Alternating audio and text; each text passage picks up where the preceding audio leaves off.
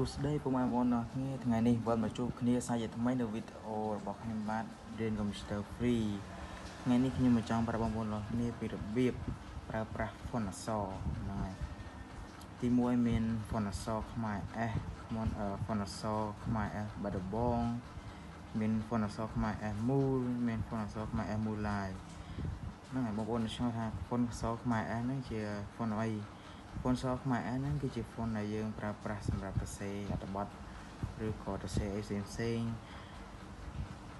Photoshop ខ្មែរ S បាត់ដំបងហ្នឹងក៏យើងប្រើប្រាស់សម្រាប់សរសេរអត្ថបទដែរបងប្អូនហើយខ្មែរ S Move Live គឺជាអក្សរឆ្លាក់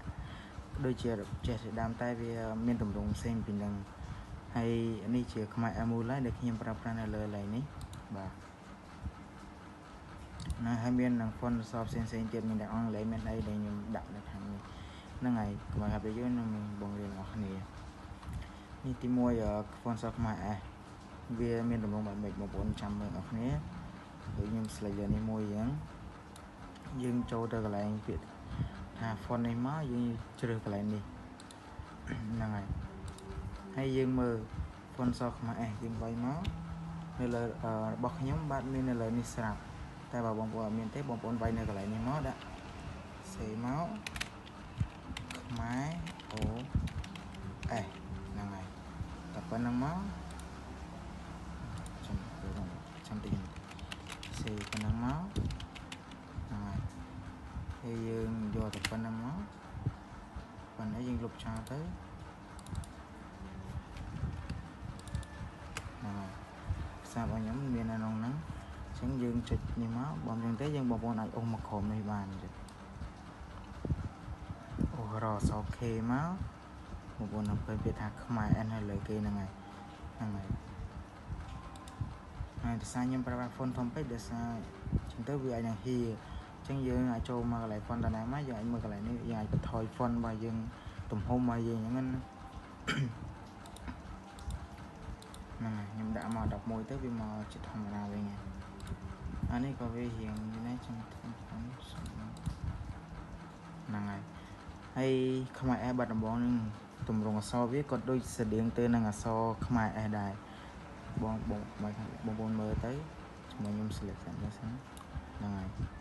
ចូលមកកន្លែង font ហ្នឹងដែរហើយរើសកន្លែងហ្នឹងមកបងប្អូននឹងឃើញពាក្យខ្មែរ S បាត់ដំបងហ្នឹងហើយដោយសាររបស់ខ្ញុំមាននៅក្នុងកន្លែងដោយសារខ្ញុំធ្លាប់ប្រើអញ្ចឹងវាមានស្រាប់អញ្ចឹងបើបងប្អូនអត់មានទេអាចអូសមកក្រោមដូចមិញមកឃើញអក្សរ K ទៅខ្មែរ S ហ្នឹងហើយគឺខ្មែរ S បាត់ដំបងហ្នឹងហើយហើយមានតែខ្មែរ S បាត់ដំបងមានតែប៉ុណ្្នឹងទេតែវាក៏មានអក្សរបែបផ្សេងៗដែរបងប្អូនឃើញហ្នឹងហើយនេះជាដើមហ្នឹងបាទវាមានបែបផ្សេងពីហ្នឹងទៀតតែបើយើងប្រើប្រាស់ឲ្យវាចំតម្រង់ពីច្រើនគេប្រើតែប៉ុណ្ណេះទេហ្នឹងហើយអញ្ចឹងខ្មែរ S បាត់ដំបងអក្សរវារៀងមូលហ្នឹងហើយរៀងមូលអត់ជ្រុងទេបាទ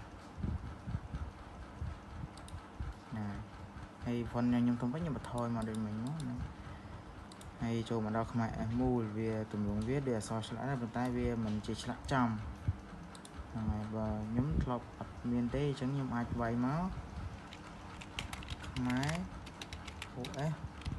មូលនេះបងប្អូន UL តែប៉ុណ្្នឹងទេហើយយើងចុច enter មកនេះទម្រង់អក្សរវាគឺខុសវាឡើងនេះដែលខ្ញុំបង្ហាញបងប្អូនអញ្ចឹងគឺខុសគ្នាដោយសារតែវាពេលខ្លះអក្សរពេលខ្លះអក្សរស្អែកអញ្ចឹងវស្អែកអញ្ចឹងវាទៅជាជាប់នៅគ្នានៅក្បាលអក្សរវនឹងវិញវាអត់ដាច់ដូចយ៉ាងនេះអញ្ចឹងណាហើយគឺវាទម្រង់វាបែបអញ្ចឹងហ្នឹងហើយបើខ្មែរ S Move Live វិញគឺទម្រង់វាបែបនេះហ្នឹងចាំមើលបងប្អូននេះខ្ញុំមានស្រាប់អញ្ចឹងខ្ញុំយកឡើងហ្នឹងមកទៅកុំឲ្យខាត់វាយូរហ្នឹងហើយ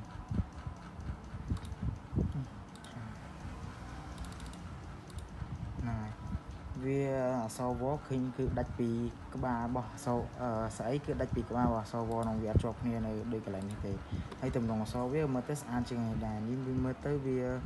បែបលក្ខណៈរៀងជ្រុងជ្រុងយ៉ាងហ្នឹងណាបងប្អូនហើយត្រឡប់នេះចូលជាចុងក្រោយមាន font អសបែបផ្សេងៗហ្នឹងគឺដូចខ្ញុំនិយាយមិញអញ្ចឹងគឺមាន font អសច្រើនមួយដូចខ្មែរ S អញ្ចឹងគឺវាមានច្រើនដូចខ្ញុំអត់ឲ្យបងប្អូនមើលវាខ្មែរ S គឺបែបយ៉ាងទៅបាត់ដំបងយ៉ាងទៅហើយបខ្មែរ S បកកហ្នឹងវាទំនងអសវាមើលទៅក៏វាស្អាតដែរតែគេប្រើប្រាស់តែលើនៅលើប៉ាណូអញ្ចឹងណាបងប្អូនហើយប content នេះទៅទៅវាបែបមូដែរតែខុសពីបាត់ដំបងហ្នឹងហើយប fashion នេះមើលទៅអសបែបដូចគេទៅសេដៃអញ្ចឹងតែមើលទៅវាស្អាតហ្នឹងហើយអាចប្រើទៅលើអត្ថបទដែលយើងទៅសេទៅមើលទៅគួរតាក់ទាញវាច្រើនប្រើនៅក្នុងការយើងទៅសេសភៅហ្នឹងហើយអានេះដូចគ្នាជាដើមអសមិញអសនេះវាមានអសរៀងបតអីតែបើនេះមានអសយ៉ាងបតដាច់សំទោសបងប្អូនវារៀងជឿកហើយបើខ្មែរ S Metra Sharing នេះសមើលទៅវាស្តៀងបែបឆ្លាក់តែដូចបែបឆ្លាក់ទៅសេវាមិនឆ្លាក់ពេកវាមើលទៅក្បាលវាមើលទៅតំណងដែរហ្នឹងហើយបើមូលឡើងខ្ញុំប្រាប់បងប្អូនខាងលើហើយបើមូ pen នេះអសគឺបែបឆ្លាក់តែម្ដងអសទៅសេដៃដូចបែបឆ្លាក់ហ្នឹងបងប្អូនស្អាតពីច្រើនគេមិនសូវប្រើទេអាហ្នឹងហើយបើស៊ីមរៀបនេះក៏មើលទៅក៏ស្អាតបែបម្យ៉ាងដែររៀងត្រង់ហើយបើខ្មែរ S Move System នេះខ្មែរ S System នេះមើលទៅវាបែបដូចស្តៀងខ្មែរ S Move ដែរហ្នឹងបងប្អូនហើយបើនេះវិញមើលទៅវាខុសពីគេតែម្ដងអសនេះណែអសខ្មែរវាមានតែប៉ុណ្្នឹងហើយខ្ញុំដាក់ខ្មែរ S បាត់ដំបងចុះមើលទៅវាមើលទៅស្អាតដាក់ខ្មែរ S head នេះមើលទៅក៏វាស្អាតដែរហើយនឹងបងប្អូនចូលមកដល់អង់គ្លេសវិញមើលទៅ font បែបអង់គ្លេសវិញគឺវាមានច្រើនហ្នឹងហើយខ្ញុំសូវស្គាល់ច្បាស់ណា font អង់គ្លេសតែវាច្រើនតែខ្ញុំប្រើតែបើ font អង់គ្លេសខ្ញុំប្រយ័ត្នខ្មែរ OS ហ្នឹងហើយបើប្រើចាំប្រយ័ត្នខ្មែរ S ហើយបើបែបអក្សរលេង style យើងមើលតាមទៅវាច្រើនខ្ញុំប្រើតែ3នេះទេបែបលេង style ហ្នឹងហើយវាមានច្រើនពីហ្នឹងទៀតហ្នឹងបងប្អូនវាមានច្រើនមានទំនងបែបចេះវាមានច្រើនណានេះខ្ញុំបងប្អូនមានច្រើនមែនតើបើយើងចង់ប្រើណាក៏ប្រើហ្នឹងទៅវាច្រើនរីកមិនទៅយើងប្រើតានេះមួយក៏តំណងដែរនេះក៏ស្អាតដែរបែបលេងសំនៀងអសរៀងបហោតិចហ្នឹងហើយអញ្ចឹងមានវីដេអូថ្ងៃនេះមានតែប៉ុណ្្នឹងទេអរគុណសម្រាប់ការទស្សនា